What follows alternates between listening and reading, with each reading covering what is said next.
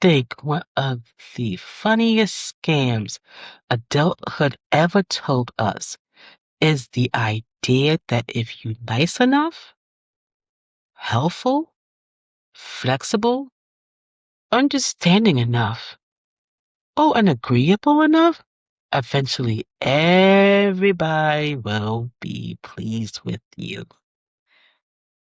Girl, no. Some people wake up irritated and you're not even in the room. You haven't done anything yet.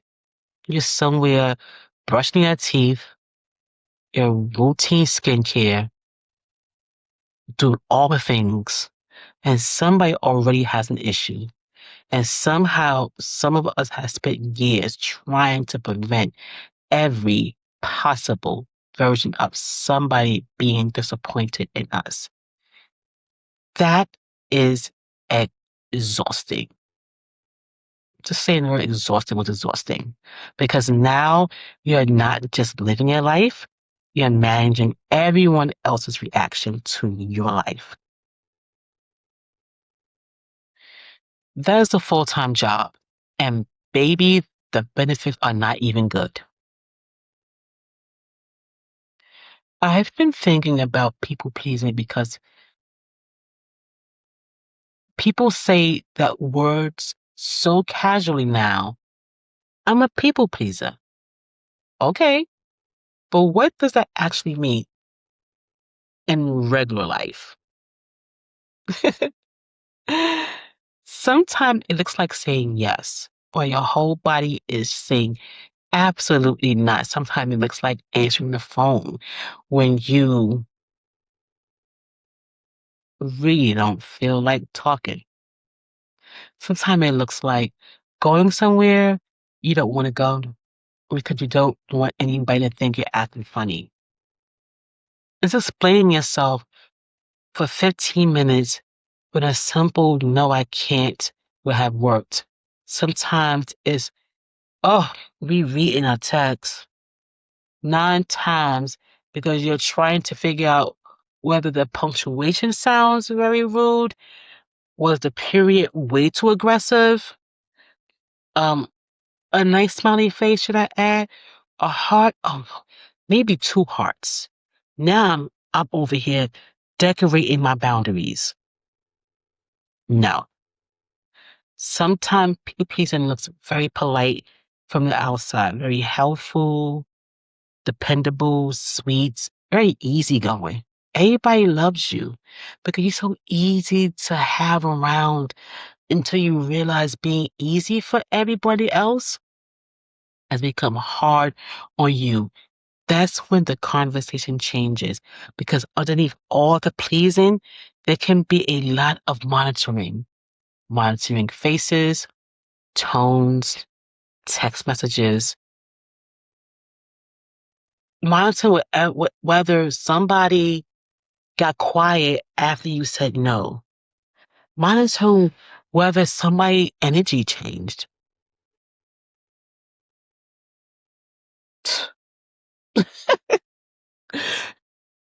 whether your mother sounds a little different on the phone, whether your friend responded with okay instead of okay girl, and now you're thinking, wait, is she mad? Did something wrong? Should I call? Should I explain? Maybe I should send another message. Girl, she might just be at the supermarket, Walmart. We don't know, but if you're spending years learning to read every room, face, or like silence in every shift in somebody's body, you can start believing that every emotional change around you requires a response from you, and it doesn't. That one took me somewhere because some of us aren't even asking, what do I want? We're asking which direction, which decision would disappoint the fewest people. That's different. You're not asking what works for me. You're asking what choice will create the easiest amount of discomfort for everyone else, and then you call that being considerate. Oh my goodness, sometimes it is, but sometimes you have to disappoint from your own decision making process. Maybe that early, maybe you learned early.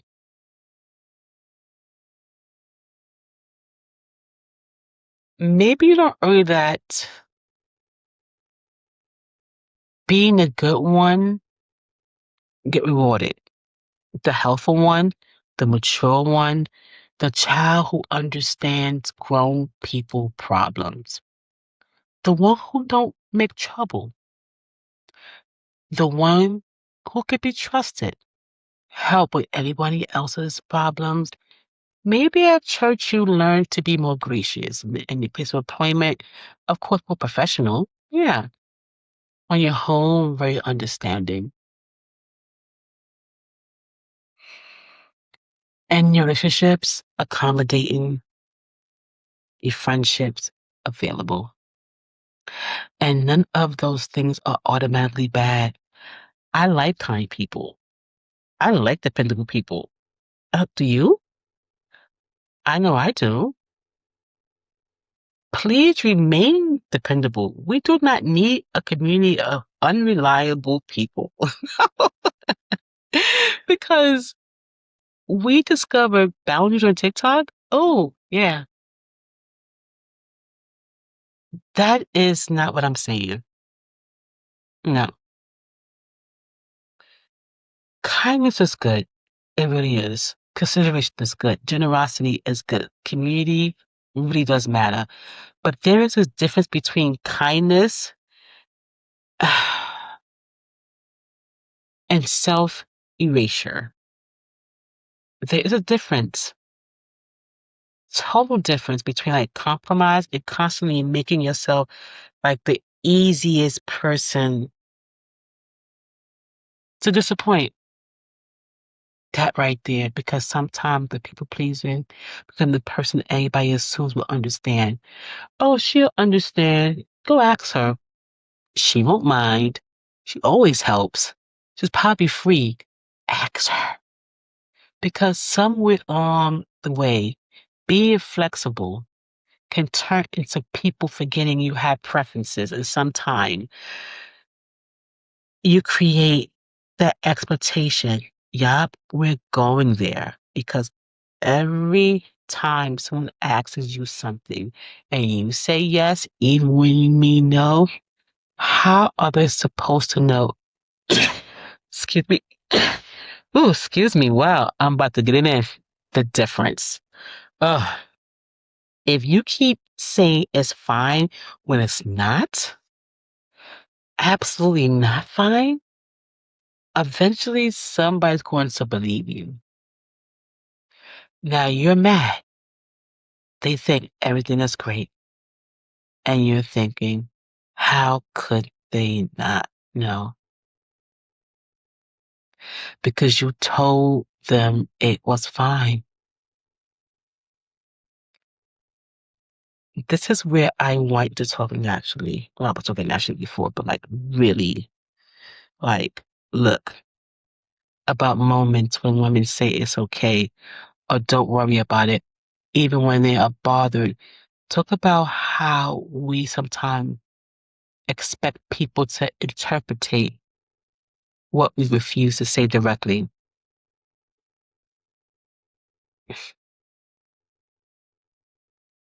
It doesn't mean people get to mistreat you because you don't speak up. No. But it does mean part of becoming more honest is accepting that your voice has to participate in all of your relationships. And that's where the people pleasing starts to get really uncomfortable because now you have to risk somebody not liking your answers. Okay, there it is. I'm liking your answer, your boundaries. your opinions, what you wore, who you dated, where you moved to, how you parent, that you're single, or you're married, your career, the career choices you gave, you travel in. You just stay home and you feel like I'm just letting this out. Do you see the problem yet? You can't win, like generally, you cannot win this game because nobody will always have notes. Always. You can't be the sweetest woman in the world and somebody will say you're fake. More assertive. Can you be more assertive? And somebody says you change. You can be quiet and sometimes think you're stuck up. You can talk and somebody think you talk too damn much. You can dress and somebody asks, who are you impressing? You can put on them sweatpants or sneakers and somebody wants you to know if everything's okay. Girl, apparently we are exhausted. I'm exhausted talking about this, but it's needed. This conversation is needed. And this is where I think some things shift because at some point the people pleasing has to learn something that sounds obvious, but emotionally it can be a whole revelation. People are not always going to be pleased. That's it. That's a secret. That is a secret. People are not always going to be pleased. Somebody is going to be disappointed. Somebody is going to misunderstand you. Oh my God. Somebody may have a conversation thinking you were the problem. Somebody may tell a story about you that you heard me, you tell completely different. Somebody might not like the version of you that says no, and you have to survive that. You have to survive that. I think that is where freedom shows up, not when everybody finally understands, not when you explain yourself so perfectly that nobody can disagree, not when you become so nice that everybody finally approves, no says no, no. Freedom starts when you realize their approval was never, ever, ever fully controllable in the first place. And that is when you stop giving up. You need, ooh, mm, not about people that matters. I'm not saying become cruel. I'm not saying stop caring. I'm not saying walk around disrespecting everybody and then calling it empowerment. No, not saying that. No. I mean, you stop giving a F about the impossible job of making every single person pleased with you.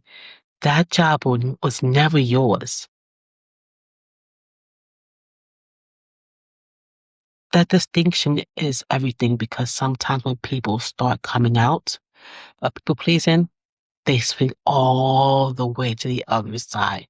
I don't care what people think about me. Maybe you should care a little bit.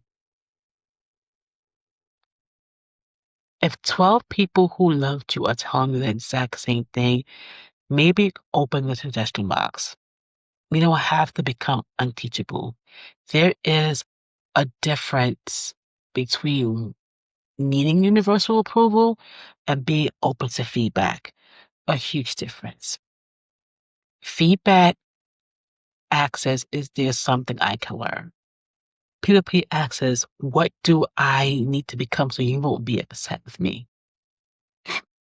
One leaves, your identity intact. The other could slowly eat it. And I think the success is in becoming a woman who can never care what everyone thinks. That doesn't even sound healthy or invest or even interesting to me.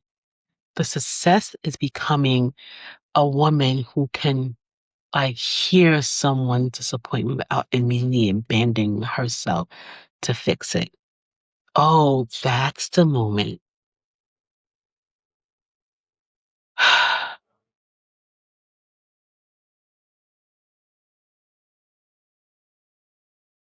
Think about or talk to yourself. Think about or talk to yourself about a moment when you realize you can explain yourself repeatedly, and someone still might not agree. Or a moment when you made a decision you knew somebody wouldn't like, but you also knew it was right in your life. Let's talk about the in- internal negotiation before the decision. What did you do? Tell yourself. Did you over explain? Did you want to fix their reaction? What happened when you finally let the reaction belong to them? Because listen, people being disappointed in you doesn't automatically mean you did something wrong. I know this because I've been there. I've been the person that create these agendas and what to say, what not to say, how to approach people. Because I knew that after they were done with me, they were going to go talk about me. And you can't change those things.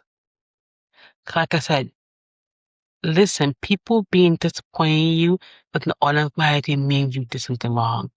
I want that sentence sitting right there because sometimes you did nothing wrong, or sometimes you did something wrong. I don't own it. Apologize, repair it, do better.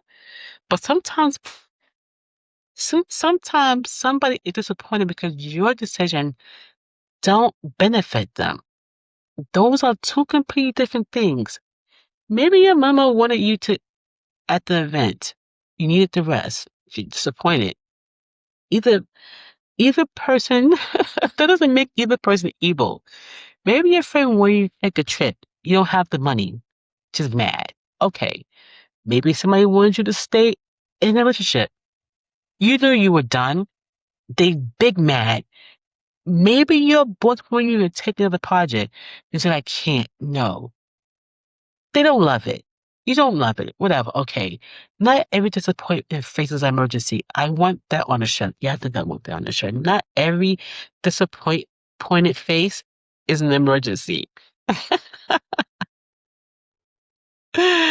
Oh God, somebody can be disappointed and still be okay. And so can you. So let's talk about what you actually do when people pleasing for so long that you don't even know where you're doing it anymore. I don't want to tell you just stop people pleasing. That's it. About an use, uh, and this is about as useful. Oh, sorry. This is about as useful as telling an anxious person to calm down.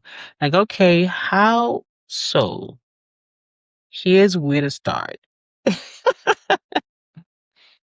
The first thing I want you to do is identify, you know, who is in your head when you made the decision. This is an imaginary audience. Just think about it, right? Who's in your head? When you make a decision, seriously, whose voices show up when this happened? Because it kind of helps when you train your mind ideas to step back.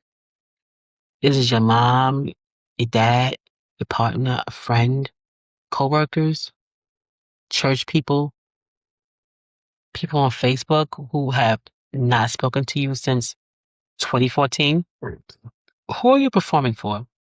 Because sometimes we are pleasing people who aren't even currently asking anything from us. We just know what they would say, and now we're living accordingly to a conversation that hasn't even happened. And that's pretty expensive. Oh my goodness. Another thing, stop prepaying for reactions. I like that phrase. Oh, yes. Prepaying. You know how sometimes nobody has to ask you for anything yet, and you're already making accommodations? Well, they probably want, well,